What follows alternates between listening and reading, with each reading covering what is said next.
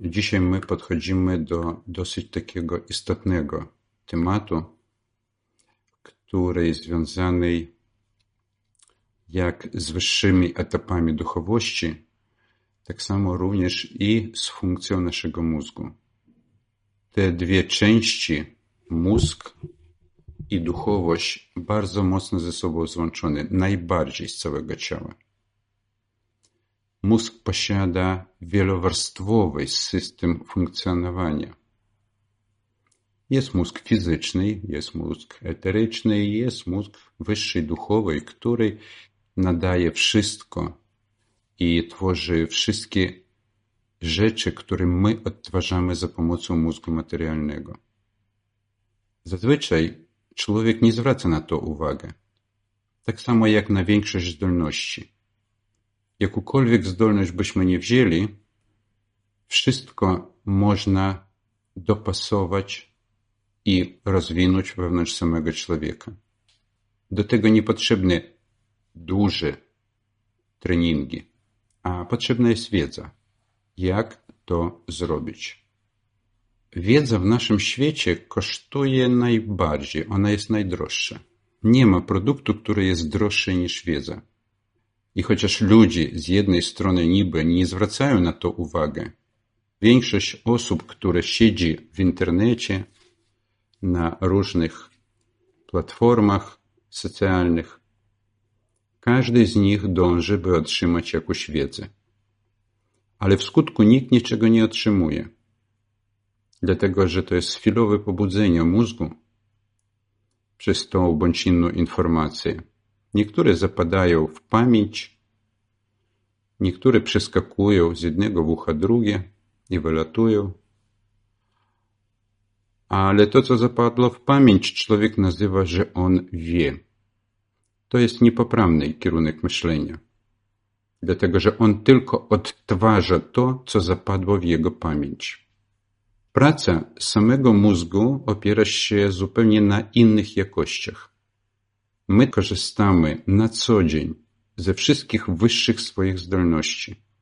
Nawet zwykły sposób mówienia i wytwarzania pewnych słów, mantr, oni wychodzą z naszego wyższego ja. Informacja przychodzi natychmiast. Czasami, jeżeli jesteśmy w określonym temacie, my nie potrzebujemy nawet myśleć o tym temacie. Realistycznie mózg nie jest w stanie przetworzyć taką ilość informacji, szczególnie w dyskusji. Ale słowo wypowiadane wskazywałoby odwrotnie, że mózg przetwarza to wszystko. Mózg jest tylko przewodnikiem, czyli on otrzymuje cały pakiet danych, przetwarza je i my wydajemy to jako słowo, jako emocja, jako reakcja naszego ciała i jak inne procesy, bądź to fizjologiczne, mentalne, duchowe naszego organizmu. Co za tym idzie? Niemożność wykorzystania wszystkich własnych potencjałów idzie za tym, że człowiek skupia się głównie na skutku i nigdy nie zastanawia się nad procesem, a tym bardziej nad przyczyną. Kiedy ja wypowiadam słowa, idę zrobić zakupy, to w tym momencie ja nie muszę myśleć nad tym. Ja spojrzałem na zapas określonych produktów, zauważyłem, że ich jest mało, nawet nie myśląc o tym, i mózg od razu wydaje frazę. Albo wydaje nie frazę ustną, tylko polecenie do wykonania. Czyli ja już wiem na pewno zdecydowanie, że trzeba zrobić zakupy. Tak jakby mi ktoś odgórnie rozkazał, co należy uczynić. Osoby, które trzymają się materialnego punktu widzenia, rzecz jasna będą zaprzeczać wszystkim tym procesom, mówiąc, że to wszystko odbywa się w mózgu. Owszem, jeżeli my weźmiemy proste rzeczy, jeszcze można dopuścić taki fakt, że my działamy pamięciowo. A jak być wtedy, kiedy człowiek znajduje się w systemie wyższych medytacji, snu i innych aspektów, które niewytłumaczalne punktem widzenia mózgu. Kiedy człowiek znajduje się w stanie tak zwanej rozszerzonej albo zmiennej świadomości, kiedy on korzysta z paranormalnych zdolności, kiedy siłą swojej myśli on wywołuje tą bądź inną reakcję u innej osoby. A zrobić to jest bardzo prosto. Zauważcie, uśmiech jednej osoby wywołuje natychmiastową reakcję drugiej, chociaż nie ma tu żadnego przymusu. I tak samo w drugą stronę. Jak tylko ktoś jest smutny, od razu wywołuje smutek wewnątrz nas. To jest zwykły wpływ sił, wpływ energii. Kiedy my to wszystko wiemy, my możemy rozpocząć własne badania nad procesem, który zachodzi wewnątrz nas. Ale zanim my dojdziemy do tego, należy przypomnieć to inną kategorię wpływu. Tak jak mózg fizjologiczny bierze informacje od naszej wyższej jaźni poprzez pośrednią część, tak zwaną duszę zwierzęcą, albo eter znajdujący się wewnątrz nas. Tak samo ten mózg może wchłonąć i inne substancje, punkty widzenia, przekonania, które na dany moment mieli wielki rezonans. Przykładowo, jeżeli ja idąc po ulicy widzę jakieś zdarzenie, wypadek samochodowy, bądź inna rzecz, która zrobiła na mnie wrażenie, to zapada do mnie w mózgu, to jest rodzaj informacji, siła emocji tam bardzo wysoka i ja nie tylko czuję smutek, ale również ta informacja, która zapadła, ona wpływa na mój stan myślenia. Ona wpływa na wszystkie procesy, które związane z pracą organizmu.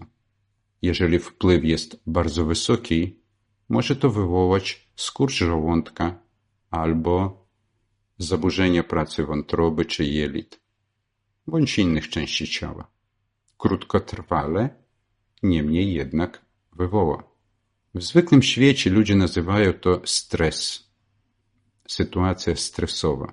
Lecz my rozumiemy, że każdy rodzaj stresu, który przeżywa człowiek, on jest wywołany jakiegoś rodzaju wybuchem energii wewnątrz nas albo na zewnątrz nas, co jest przyjmowane przez nasz mózg fizjologiczny i przekazywane do ciała jako impuls. Wszystko, co wpada do naszej głowy, przekazywane do ciała. I tu nie chodzi tylko o przekonania jakiegoś rodzaju. Tu chodzi o każdy rodzaj informacji. Drobne informacje natychmiast zostają zlikwidowane systemem ochrony odwewnętrznym. Również coś takiego mamy. Ale informacje bardziej szokujące wywołują wpływ na fizjologiczny stan bezpośrednio. Przykład. Idę do znajomego i on stwierdza, że ma ciężką chorobę tego bądź innego organu. Ja przychodzę do domu po takiej rozmowie i zaczynam przyglądać się swojemu organowi, czy w nim czasem też nie ma coś podobnego, bo objawy, które on mówił, u mnie też jest podobny.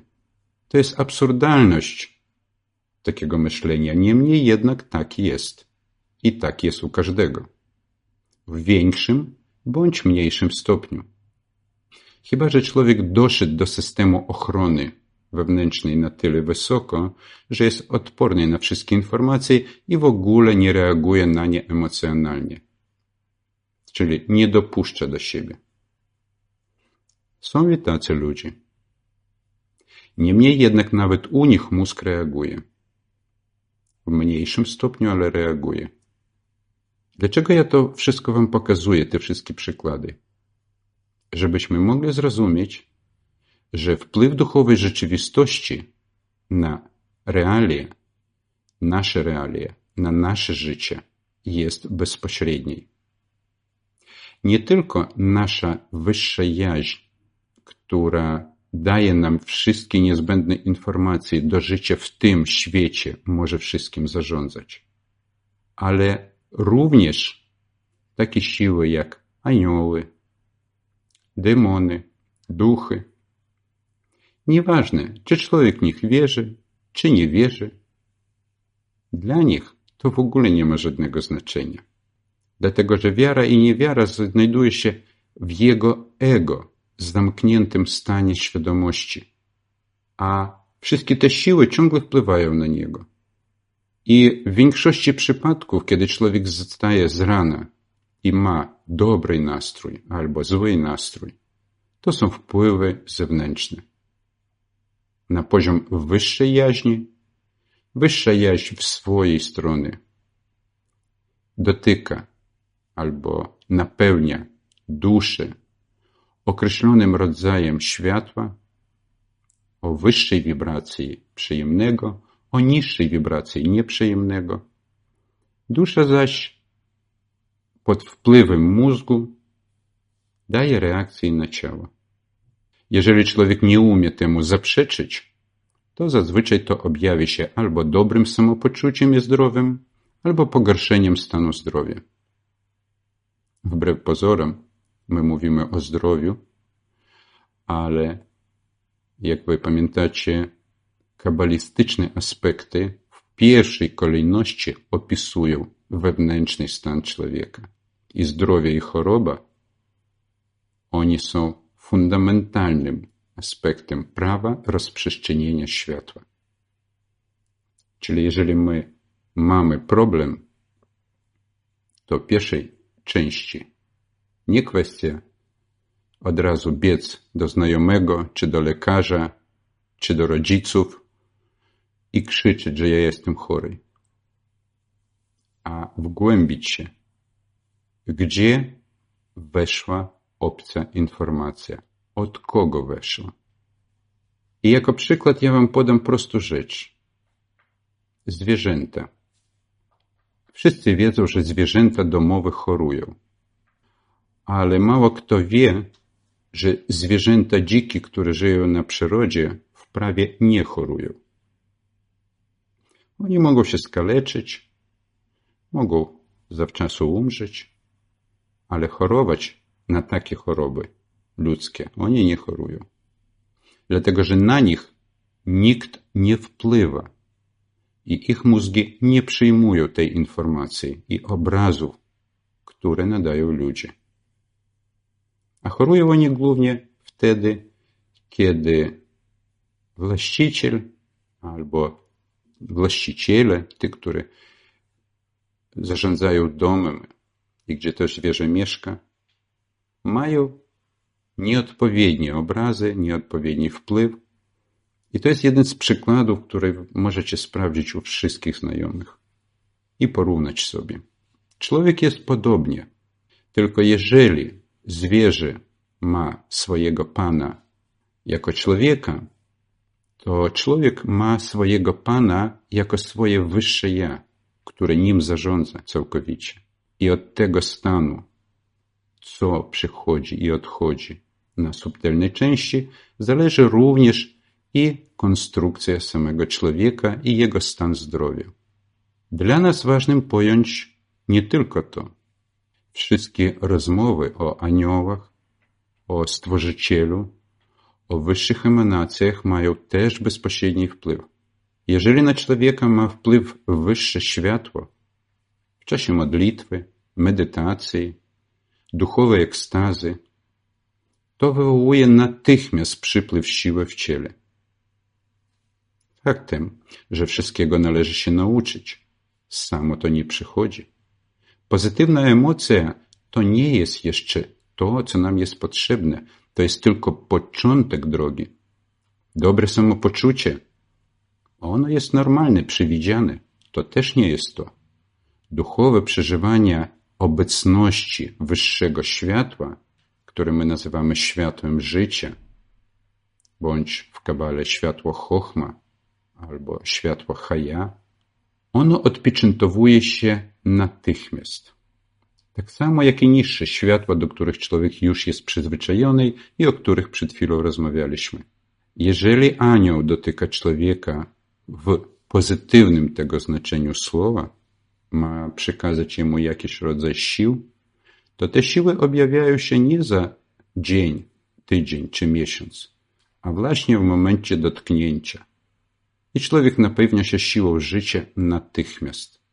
Jeżeli wyższe świecenie, czyli światło, ma objawić się wewnątrz człowieka, na przykład w szabat albo w innych dniach, a człowiek jest do tego przygotowany w innych dniach, czyli świątecznych dniach, w tym momencie reakcja nie zachodzi po dniu czy po dwóch, lecz zachodzi natychmiast.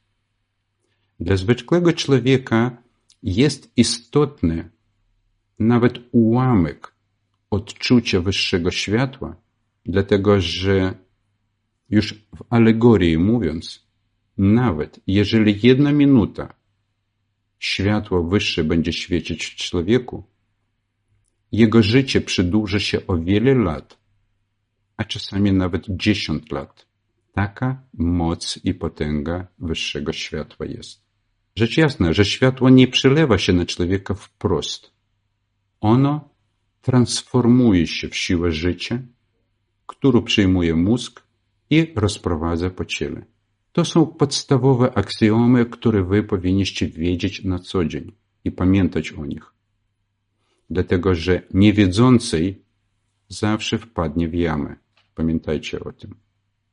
Ja zdaję sobie sprawę, że to, o czym ja powiedziałem, dla wielu osób może być nieadekwatne, niezrozumiane, niepojęte. Dla duszy pojęte, zaś mózg nie wszystko rozumie z tego, co jest powiedziane. Z tego powodu wgłębienie się w ten stan i znajomość praw nam opisują mędrcy w różnych tekstach kabalistycznych, w Zacharze, głównie, co my już z wami rozmawialiśmy w systemie przekazań. I każdy z was doskonale wie, jak nie dopuścić nieczystość, czyli jak odcina się nieczystość. Jak również każdy wie, jak przylepić się do świętości. Wszystko to już my omawialiśmy. I skutek takiego odcięcia bądź przylepienia jest powiększenie się życia albo jego zanik. Przy czym, ponieważ my rozmawiamy mową kabalistyczną, chciałbym tu podkreślić bardzo istotną rzecz, która też jest niepojęta dla zwykłych ludzi. W systemie życia człowieka jest takie pojęcie jak hierarchia, czyli dziecko, starszy brat czy siostra, jeszcze starszy, matka, ojciec, rodzice, czasami dziadkowie albo pradziadkowie. To się nazywa system hierarchii wpływu, który jest bezpośredni, ale on nie przymusza niczego organizmu w stronę gorszą, ale w lepszą może zadziałać. Dlatego, że w systemie hierarchii zawsze jest głowa i zawsze jest mózg. Jeżeli mieszka rodzina, ojciec, matka i dzieci, mózg zawsze jest ojciec. I on, w zależności od jego stanu, rodzina jest albo wysoka i szczęśliwa, albo chorująca i upadająca. Ni od kogo więcej to nie zależy, dlatego że światła schodzą wprost. Jeżeli w jednej rodzinie jeszcze oprócz matki i ojca mieszkają babcia i dziadek, to mózgiem zawsze jest dziadek i od jego stanu wszystko zależy. Co, jak i do czego. Zaś kiedy rodzice mieszkają osobno, oni chociaż mają wpływ, ale nie bezpośredni. Dosyć znikomy. Tu chodzi o bardziej bezpośredni wpływ. Natomiast jest jeszcze inny aspekt rodzaju wpływu na mózgi, na nasz kod genetyczny, na wewnętrzne układy.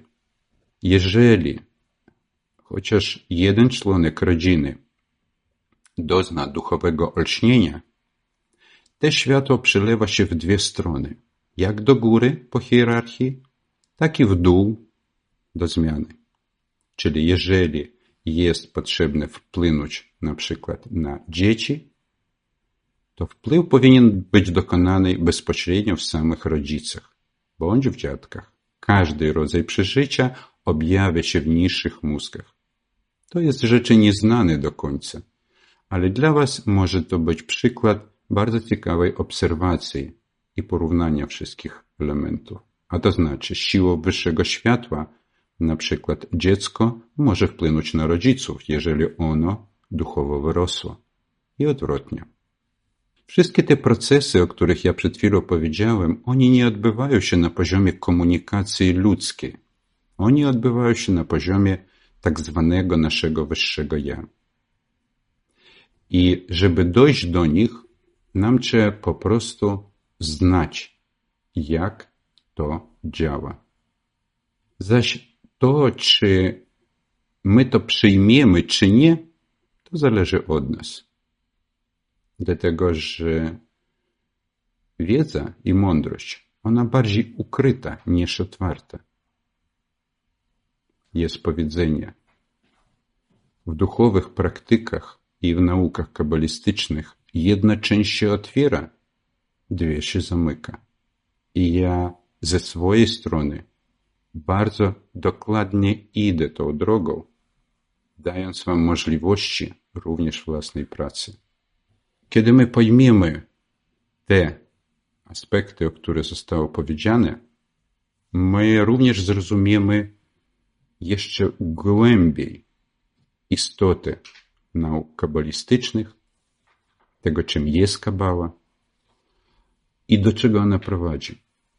Ja wielokrotnie rozmawiałem z ludźmi na podobne tematy. Niektórzy myślą, niemożliwym jest, żeby jedna nauka była jakby macierz wszystkich nauk. Otóż to nie jest jedna nauka, bo to, co my nazywamy kabała, to jest w tej wersji, w której my zgłębiamy, czyli kabała luriańska, to jest tylko poznanie praw opuszczenia światła i nic więcej. A jak my to nazwiemy? Wiedza taka czy inna, tak została nazwana w wcześniejszych czasach, niech tak pozostanie sobie. Ten, który rozumie, o co chodzi, weźmie swoje. Ten, który nie rozumie, widocznie na niego jeszcze nie czas. Ale w końcu w tym bądź innym życiu i tak przyjdzie do rozpatrzenia tych praw.